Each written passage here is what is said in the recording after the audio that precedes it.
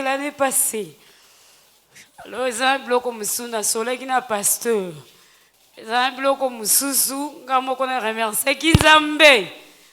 Alors, une chose étonnante, ils ont un bloc qu'on a vu qui pasteur, qui pasteur Kolobelangai. Azaki na souci munene comme on a libotarangai. Il y avait des moments ce que Tobandi partage parce que chaque dimanche c'était mon jour pour diriger à la maison.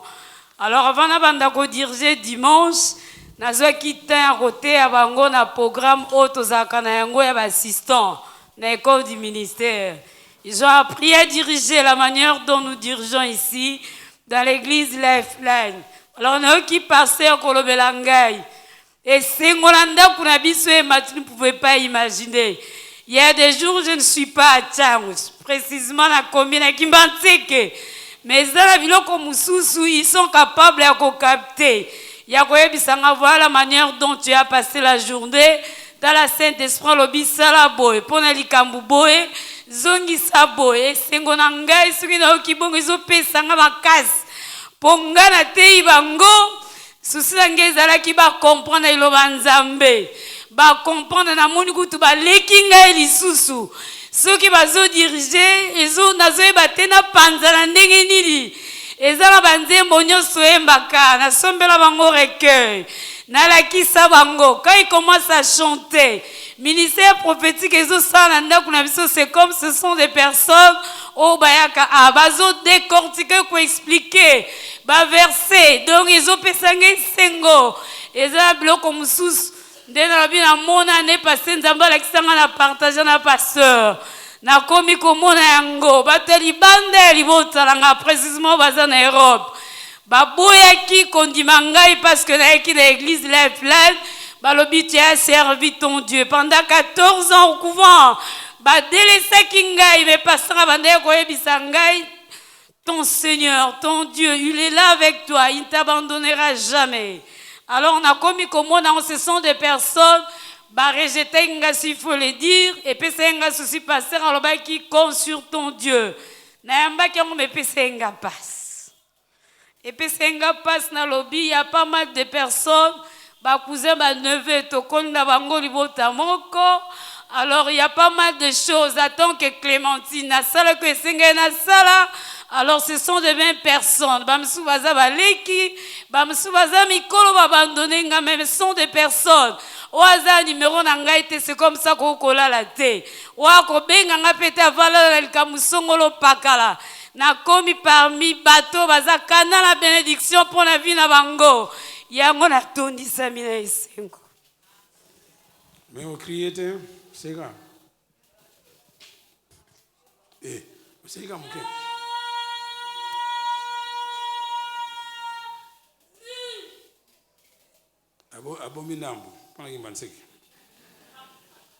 Alléluia.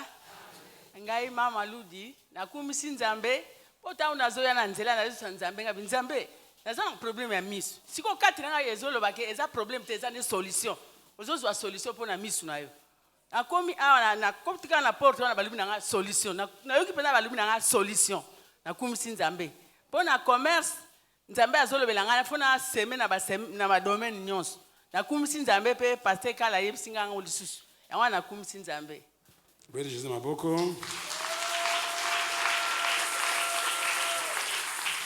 Amen. Bon, nga naza na moi maloba mukie ya koloba. Et je suis militaire, naza capitaine. Et ça fait 15 ans. Nalata grade ya capitaine. Kombo ya capitaine Ndudi Poati John. Alors, dans ce moment, bamususu bazoko mata bazoleka ngai bazoleka kaka. Bon, nga na tuni nzambe, nga na sala nini pour na matate. Tout ce qui est prévu, je l'ai fait. Alors, na participera mingi na ba concours na biso na lekaka. Avant na matao ya ngagra il faut na le kende na cours. Après cours nde emati. Kaka boyeka sans cours na matakati. Alors, pour le moment, tozali na débat, je viens de Kitona na cours de base d'état-major. Pour le moment, je suis à l'SM, à l'écoute de commandement et d'état-major. Il y avait un jour, Babisinga a un professeur qui m'a appelé dans son bureau. Il me demandera ceci. Est-ce que, comment vous êtes en train de manger? Nous on dit que non, on se débrouille. On se débrouille. Puisque jusqu'à présent, en compte été. On se débrouille. À Touni, est-ce que salaire non est non? Salaire est dans la famille.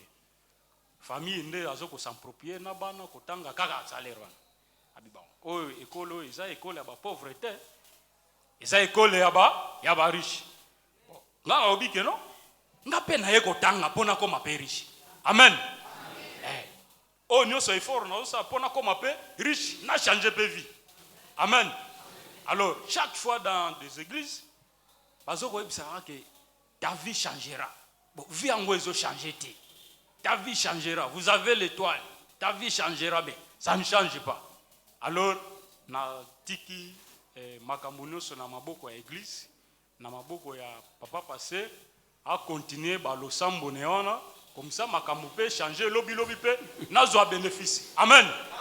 Nde loko nazana ngoya ngwana. Non, non, mon capitaine.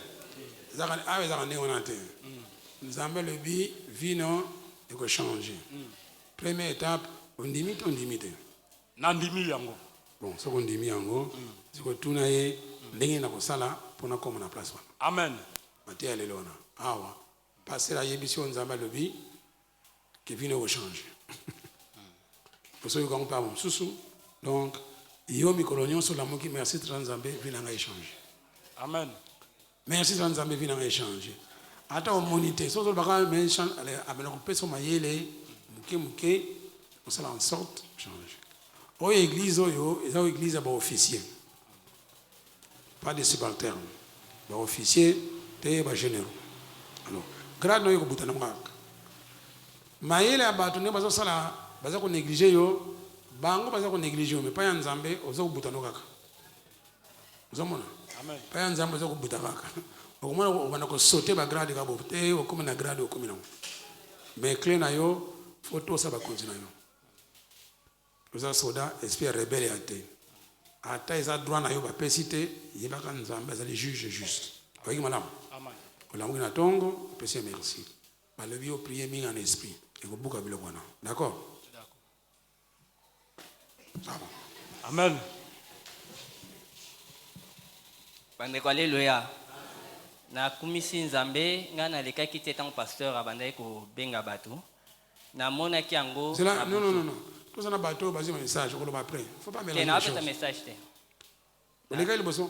Oui, na zaki na ndena lekela ili. Na benga ki ils bossent. Benga ngate me ezaki ndenge ni. Tango na ye na leka ili bosso.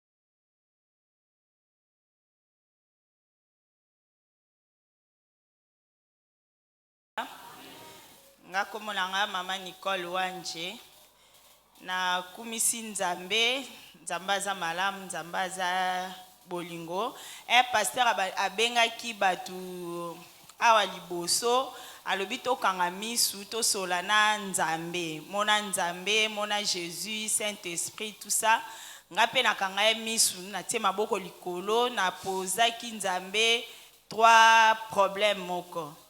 L'air na fandi wana après pasteur asisi kosa na moni asambe pona bato asilisi mona fongoli misu na moni asilisi na bi bon Seigneur merci olobelinga par pasteur te mais moi je t'aime kana siso lo babongo na moni pasteur abenginga dans l'air kana siso ba moi je t'aime allez pasteur abenginga liboso na yepe a liboso nzambe yo kaka. Ah, maintenant, il bien, hein? Ça va. Na liboso, pasteur pas prophétisé pour nanga, j'ai béni le Seigneur parce que nazaki na 3 problèmes. 2 alobelinga ngo nandimi ke nzambe azamalamu a consolenga C'était vraiment bien pour moi. Alléluia.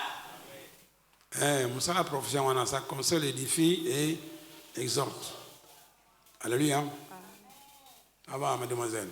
Bandeko alléluia. Kombo nanga Ruth Maludi. Nakumisi nzambe na tongo lelo. Et en fait, na tongo ton na la mukikaki, nazaki un peu fatigué. Et na bongami, maman bandosa mo maneva, ebisinga zena ngabitenga na okende. Moi ka pasteur obenga ngasambela. Ngamuka na lobi. Très bien. Cause la maman te. Nazaki vraiment pressé za ko kola na yo, la maman pani. Zena na lobi kana na lobi ebimi mais na ndimite kayoka ki ngabi ete nga ekina ngamba ngolo pasteur osambela nga. Na yepe na moni pasteur abenga na komisi nzambe parce que semaine onions na bande komi tungisa mingi sur les travaux que je fais à l'église. À un moment je me disais batu nanga kara dimanche on zonga arrêta osela pasteur tia zonga simayo zongi. Et ben dès qu'on dérange, en tout cas, je ne voyais pas comment expliquer aux gens le travail que je fais. Je ne comprends pas, pasteur. Les avis dans la privé. Attends, on a une église. Il y a une. Vraiment. Et ben dès qu'on tourne, ça a à un moment, je m'inquiétais, mais à un moment, si on a raisonné, ma maman Sylvie, à chaque fois, elle me dit, si on a déclaré, et puis, les bandits qu'on réconforte, pasteur a lobby que naza pembe na bango pambate. En tout cas, il réconforte ma casse naza pembe na bango pambate. Je suis en train d'apprendre quelque chose parce que Dieu m'a appelé dans son ministère. Je suis l'enseignante de Dieu, donc je vais enseigner la parole de Dieu partout dans le monde. Merci. Tranquille. Botikanga tranquille. Pardon? Rien. Papa n'a lobi rien. Donc, ni maman n'a lobi rien. Ni maman n'a lobi rien. Bino banani. Bino banani. Vraiment. Amen. Ça va. Alléluia. Nga Junior Nzuki. En fait. Lélo, vraiment, on remercie le Seigneur. Hein. Junior a terminé le micro à l'Ingaloba. Quel progrès. Je crois que les Azumba Albosote. Hein? Les ambassadeurs à Temba Albosote. Toujours. Je sais bien. Alors, déjà. Le dimanche passé, le pasteur m'avait déjà averti. Nakomaki Reta. Abenga Kinga. Mais Nakomaki Reta. Juste maintenant, Abenga. Nazaki Namte. Dans la côte. Nazaki Nanzela. Nakomaki déjà à quoi? Dans la côte. J'étais informé que le pasteur Abenga Kinga. Non, informé. Service secret. Non. Dans la vie, fais vite, va, le pasteur t'a appelé. Ah, c'est trop tard. Alors, on a comme qui n'a arrêté avant. Après, le pasteur, pendant le kit, a interprété la vie, il a soutenu aux Nassima. Alors, ces derniers temps, comme un peu de fatigue, sur le dimanche, on a la mouki. C'est comme si Nazola la carte 8 heures comme ça. Donc, après, on a bongami pour l'église. Alors, si on a comme expressement, on a comme ça, on a dit, net pendant comme net coutume moi dimanche on a mis 8 heures pour l'église. On a comme maintenant sur 9h30 comme ça. Bon, pasteur a interpellé avec que c'est pas bon aux la Corana. Alors on a décidé qu'il a l'habitude on a dit avant. Comme avant on a comme placé dans le premier rang. Donc 6 heures déjà le dimanche je suis à l'église. Alors que j'ai compris il y a beaucoup de choses comme ça que Satan tantôt a quoi à Tio Makantimoko avec monsieur l'âge nayo et so poussana tout ça. Ndongo zo vendre peut-être aux en erreur makas. Alors j'ai compris que non Satan il peut attaquer la makanis. Alors le pasteur il nous a donc tout ce que le pasteur enseigne ici mes frères, faut mettre ça en pratique. Pasteur il nous a averti déjà avant. Comme Dieu a averti avant, Dieu dit à Caïn le péché couche devant ta porte. Sois prêt, sois fort au dominant. Ensuite, tu laisses le péché te dominera. Donc, le pasteur avertit. Il fait comme il fait vraiment ce que Dieu lui dit de faire. Il avertit des gens. Et si tu fais mal, le péché là te dominera. Donc le pasteur, il m'avait averti. Alors, par des enseignements qu'il enseignait ici, alors ma candidature là, on a effacé qui en haut. Quand on a effacé ma candidature à Satan, que Satan, moi je ne suis pas dans les rêves. Et malheureusement aussi, nous avons béni les matins ici par la sœur Rite Mavambou, que Dieu ne fait pas l'erreur. Alors Dieu parle vraiment dans cette église. Dieu parle. Si vous attirez vraiment l'attention, en tout cas, votre vie sera dictée par Dieu de A à Z. Et puis vous n'aurez pas dans les rêves, vous ne serez pas plus tard dans le futur, vous n'aurez pas dans la confusion. Alors la plupart de mes amis, moi je pensais que, parce qu'ils sont dans la cité, ils sont plus errés. Au contraire, ils ne sont pas plus errés que moi. Beaucoup sont dans l'erreur. Mais moi je suis dans l'avance. Donc nous avons passé le temps à combattre. Donc si je sais mon temps là-bas, je sais que je dois récolter beaucoup plus en Dieu. Donc j'ai béni l'église Lifeline, le pasteur Kala, le couple pasteur Kala et le couple pasteur Guy, en tout cas, et tous ceux qui me soutiennent quand ils me voient là-bas, assis dans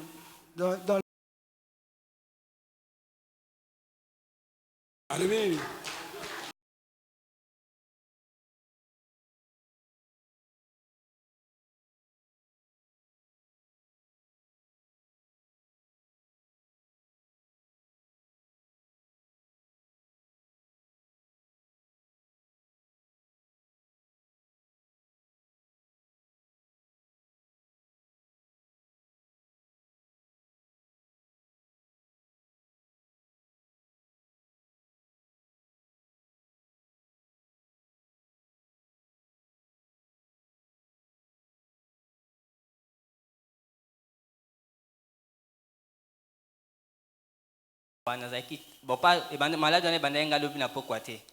Ça fait vraiment 2 semaines.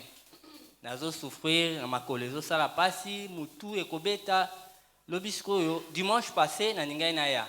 Tant comme à 5 heures, j'étais vraiment, on dirait, paralysé. Na courais côté les matins, ni n'était na yaki église. Lobisko na pourquoi, na yoki sous malaise ou na suye makasi. Parfois ce que yelinga nazo melami ba cap fort. Na tikala yaka na mbuma moko. Nabi mbuma moko esangelo d'habitude na melaka mi balé pour pesanga force pour na bino lobi fona kende église. Atambule beti fona kende église. Na lala kina canapé na ngana teki mutu fona tia mutu na kusema kasi pona yoka pasi mingi te. Tant na lali na moni bala moko nazokota na église. Tant nazokota na église pasteur kala kandenga la tibu. Aye asimbinga na maboko aye nanga liboso atinga liboso. Na bisinga loué ka nzambe na bandi ko loué de ba jeune bazala kanenge bazala ki lelo après moko na moni ba jeune basali sec ndenge to salaki et puis na ndenge to fukamaki na yoki pena onction makasi na minute wana na yoki vraiment nzoto on dirait force mo réseau banda mutu ti na makolo. Donc je me suis senti vraiment guéri totalement. Donc, quand on a côté scolaire, on a tongo, na zoya, na komika kana juste protocole à Pessinga place, na moni mon frère Banza, aye asimbinga bamoko. Tant a timinga on avec miso quand on tel ben quand tel pasteur. Na lekimba la moko, na yepe na moni même scène ndenge na mona ki na butu. Donc ndenge na zolo babu na ça guéri totalement. Yango na okumisa nzambe. Yango mona itan pasteur alobi na ya tant bato baleka ki bosango mona telemaki mbala moko. Yango na kumisi nzambe. Oh, vous avez pas télémi. Au thème na désordre.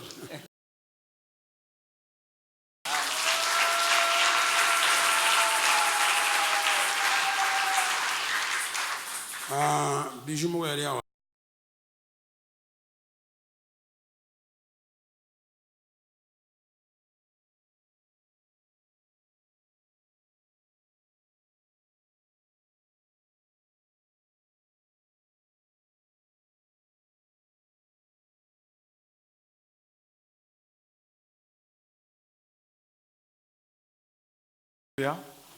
Parce que ça fait 3 dimanches, na Osambela, en tout cas, nous avons toujours la communion na yo, na même esprit.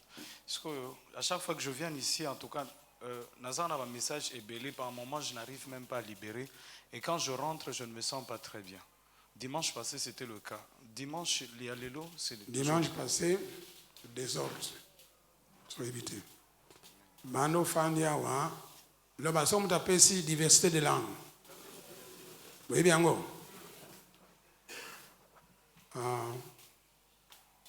Maman Nani. Putain, après qui message en langue. Bon, on n'a pas interprété ça. On a interprété. Il y a ce banisus. Les Kamana, c'est la magabate. On s'est appelé Nani, ce qu'ils ont interprété aux éléments. On s'est interprété et puis on l'a. Il y a ce puis pas arrêté. J'ai arrêté. Pour boyer les mingi c'est quoi. Au début, j'avais la patience, mais sinon non. C'est quoi baby c'est quoi to katika. Vous voyez voilà bien. Bon. Parce qu'on a habité ça qui vous permettre de libérer. Non. Parce que là-bas, moi, comme sur le Nassima. Parce que. Et puis d'abord, il fallait me voir avant. Pour faire on va gérer ça après. Je dois suivre le programme. Quand on vous dit venez voir les passés sur l'anneau, peut-être hier tu m'avais vu au petit Cambote ici.